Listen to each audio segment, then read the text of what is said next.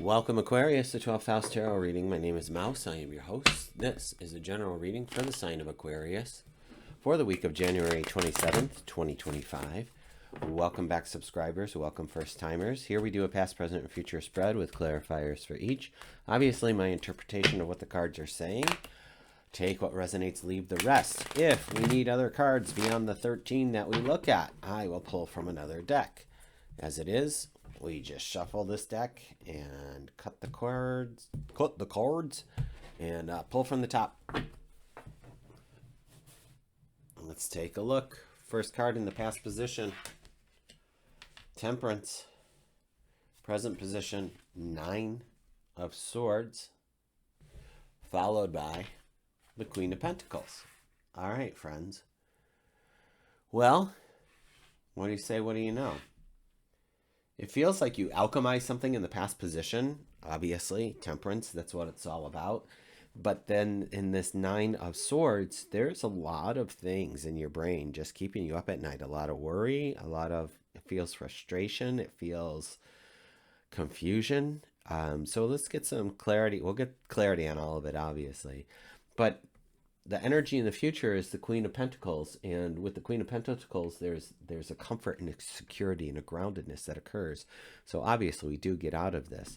Although this is not fortune telling, it's just a future energy that's possible. So let's move it along and see what else we have. With the Temperance comes our 8 of Cups. So we walked away from something, obviously moving in towards something new with the Ace of Cups. And then the Death card. So something is definitely dead, done, and over with. It's a big change happening here. There's a big energy shift. And I could see why this might then be here, this 9 of Swords.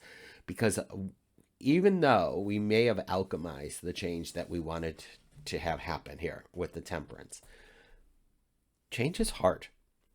Friends, change is just hard sometimes. There's a reacclimation, a releasing of the old, releasing any old trauma that may have occurred, recalibrating who you are, finding your center again, finding your purpose, finding your joy sometimes, right?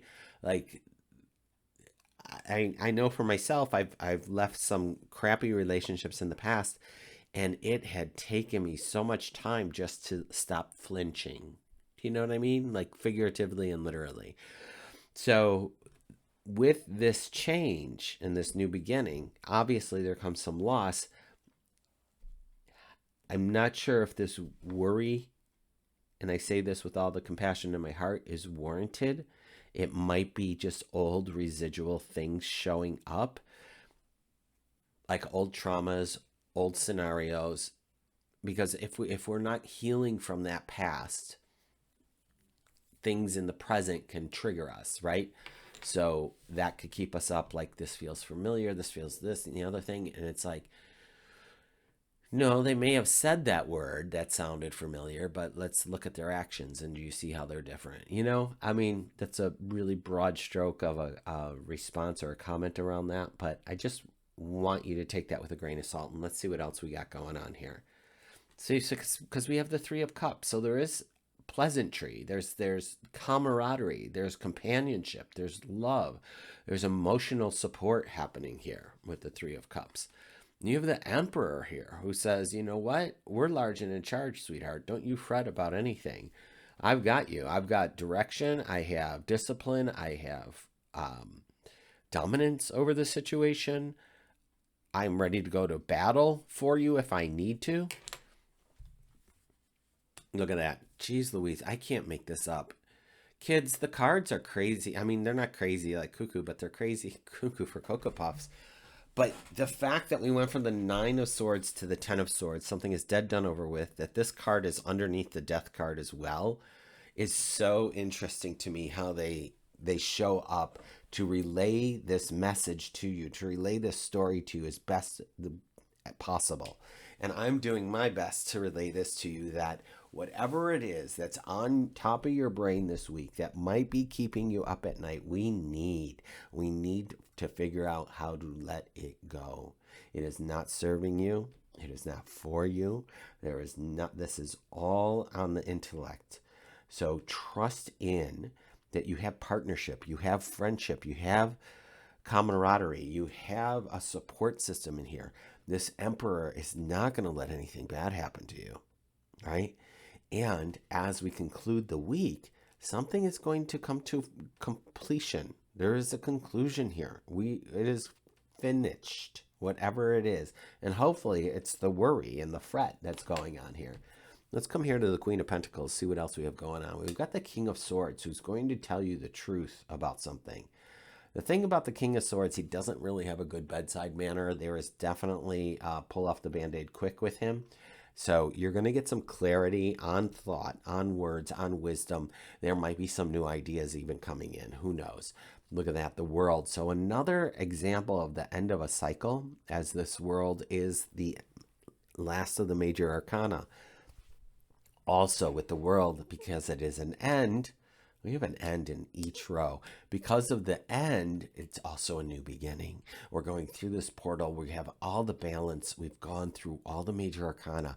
So there's a lot of wisdom in the journey that has occurred here for you in your life's journey. We have air and earth, water, and fire here to help balance you out.